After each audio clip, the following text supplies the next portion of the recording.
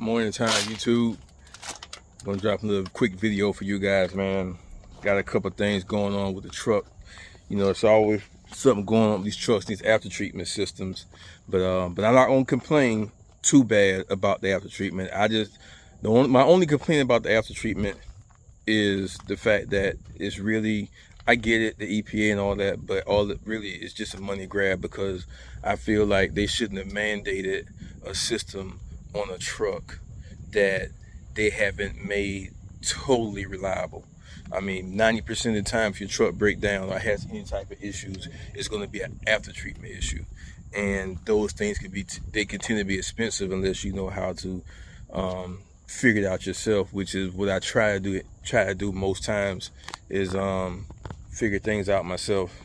Yeah, so these after treatment situations, man, like I said, it's super annoying. I mean, it's really annoying. But what I did this year was I changed out the depth doser valve, I changed out the depth actuator, I changed out both knock sensors, I did the DEF filters. So now what I had today is I believe I need to change these wires out.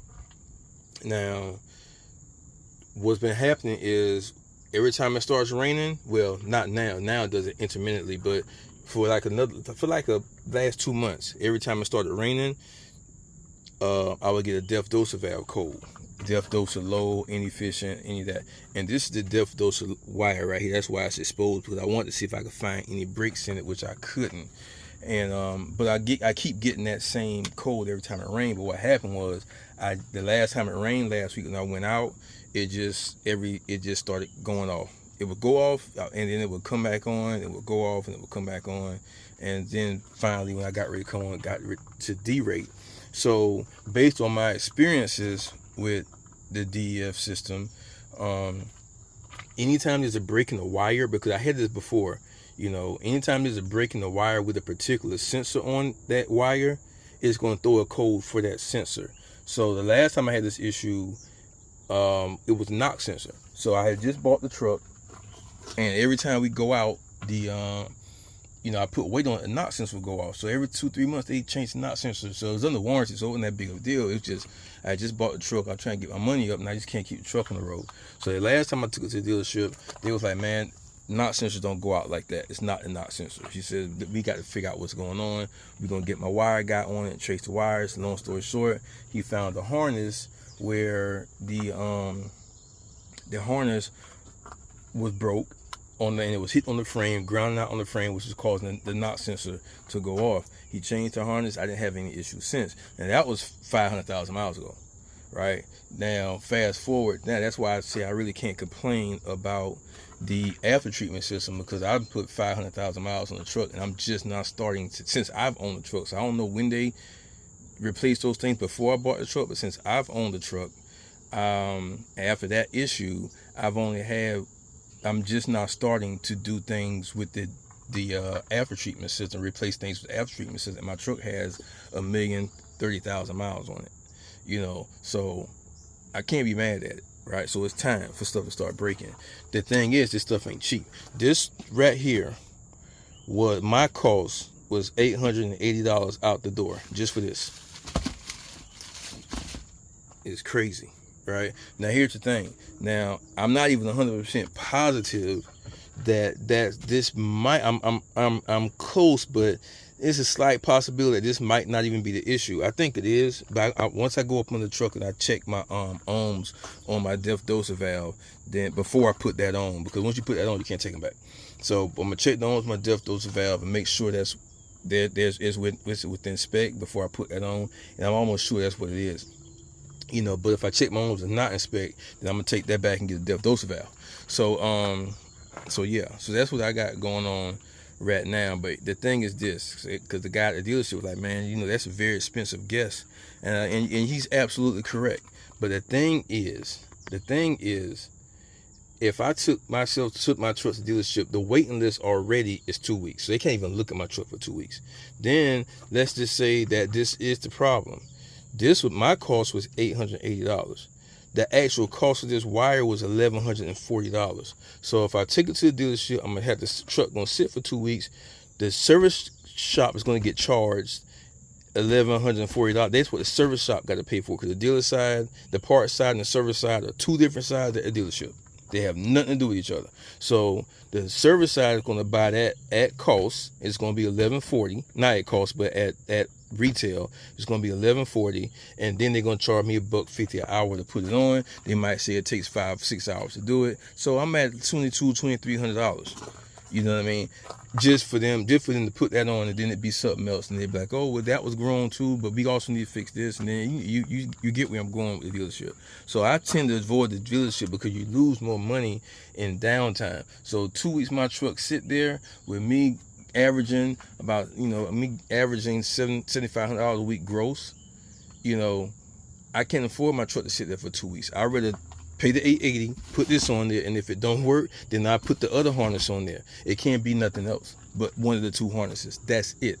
One of the two harnesses or the depth doser valve, and the depth doser valve is new, so I don't even think that's a depth doser valve. So anyway, that's what I got going on today. I didn't really do a video of how to take it out because my stuff was jimmy rigged on there, which is why I really believe that it's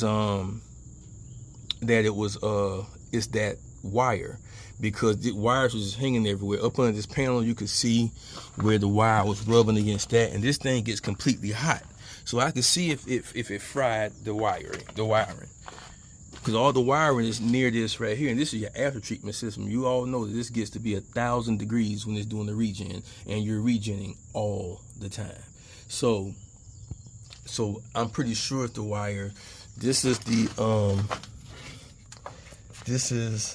the connector right there for that, and it's just loose. When I watched the guy video on his truck, it was in a bracket. He had to do all this stuff to get it out, which wasn't that big of a deal, but mine was just zip tied together, and it's been like that. So that means that whoever worked on it prior to me buying the truck, that's what they did to put it back in, and everything wasn't where it was supposed to be, and that might have been why my wire and harness failed prematurely. So I'm gonna put the wires back on and turn you guys back on in a minute, man. But I just wanted to put this video out there just to let you know that this is what you have to do to really be successful in trucking right now, because it's not a lot of margin. It's not a lot of margin. You can't afford for your truck to sit somewhere for 2-3 weeks. You can't afford to pay $3,000-$4,000 for something that's not really that complicated. YouTube will put you in the game on a lot of these things. A lot of these things, if you're not mechanically inclined at all, I get it. Take it to the shop, take it to somebody. But YouTube will put you in the game when it comes to a lot of these scenarios, man. So I'm gonna put this part back on the truck, man. We checked the depth doser, and the depth doser was reading 12.4 ohms. It should be between 11 and 13. So it's reading 12.4. Just check the multimeter. You need to keep one of those on your truck too, man. So I'm gonna go ahead and put this harness on there. I'm pretty sure that's what it is. I just hate to put it's $809, boy. But yeah, we gonna get to it, man. Go ahead and put this on, man, so I can get up out of here before it starts raining. And like I said, the only other thing it could be is the other harness, but that's the one they replaced. But even that was a rack of miles ago. But I'm told that it never those other harnesses rarely go out, and then mine was hitting on the frame, so they probably didn't have it secured properly. But anyway, so I'm gonna go through this, secure it the way it needs to be secured, and then I got to buy this computer, man, so I can clear my codes. I got to do that. I have a computer or a scan tool to read the codes, but I don't have a scan tool that would clear the codes and do force regens. So that's the only thing I'm lacking. I'm gonna get that next, man, because I'm about to turn this trucking thing up one more time, man, before I give it all up. So I'm gonna get with you guys in a second. Okay, people, I got everything buttoned up. You can see I used what I could use to mount that wire as far away from the SCR as I could. And looky here, I almost forgot my damn. That would have been good. But anyway, so yeah, I got it mounted up. Let's see, using my phone to do this. And when I cycled the truck, all the lights went out, the limp mode went away, the D-rate went away. So now what I'll do is when I leave here, maybe not today, maybe tomorrow at some point early in the morning, and it depends on when I get a load, I'll go up here to the TA or to the Loves and get them to reset, clear my codes, and then we're gonna run it and we're gonna see. I believe I got it because all the codes went away. The codes wouldn't go away yesterday. Well, I shut the truck off before I changed the harness. The codes wouldn't go away. They just went away. So hopefully that's it. I will keep you guys posted on what's going on. Again, sometimes when you get these def doser codes, a lot of times you get these other codes on these trucks. It has nothing to do with the actual sensor itself. So they'll tell you that the sensor is bad. You'll take it to the dealership, they'll tell you the sensor bad and it's not the sensor. And then you rack back at the dealership a week later for the same thing and it's something totally different. You know, so we're gonna conclude that with this one. Do it yourself trucking, man. I'll let your boy. All right, YouTube, we back at it, man. 2 days of running my truck. I had a coolant leak up under there. I fixed that, but the harness actually worked. So the harness worked, went through the rain, everything worked right and exact with the harness. No check engine lights. Actually, my fuel mileage went up. So now I'm here at my spot in Jersey, my spot Tonelli. So I'm about to get some tires, get ready to get off these recaps. They start to separate. I don't do recaps. I got a tire over here, which is about ball, and it got a nail in it. That tire's about ball, and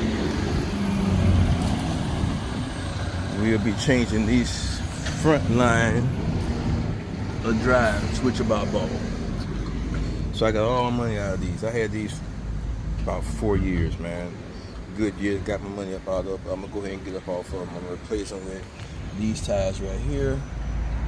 And then we're gonna go from there, man. But yeah, truck's running pretty good. I got everything dialed in, it seems like. So I just wanted to give you guys an update on what was going on. I'm about to get these tires right so I can get my truck squared away. I need to replace this mud flap bracket. But if you're gonna be out here with this trucking, man, you definitely have to be intentional about it. You know, work on your own stuff. My driver did that, so I'm gonna replace that. Then I'm gonna get it painted, and I'm gonna do a couple of things to get my truck back up to par. Get my APU covers on and fixed. See a lot of stuff out here, man. But yeah, you're definitely gonna have to, if you're gonna be in this trucking thing, you're gonna be successful, you're gonna have to learn how to get your network in with these tires right here. So I end up leaving out here about 6-7 tires for less than probably about $3,000. You know, which is actually a good deal. You know, I'm getting the drive tires like $300 a piece. And get 4 of those, 2 steers. The only reason why it's even $3,000 is because I'm getting Firestones on my steer tires. I always run name brand steers. Put anything else you want on the back, but always get name brand steer tires so they won't blow when you lose control of your truck. But that's it, man. I just want to give you guys an update.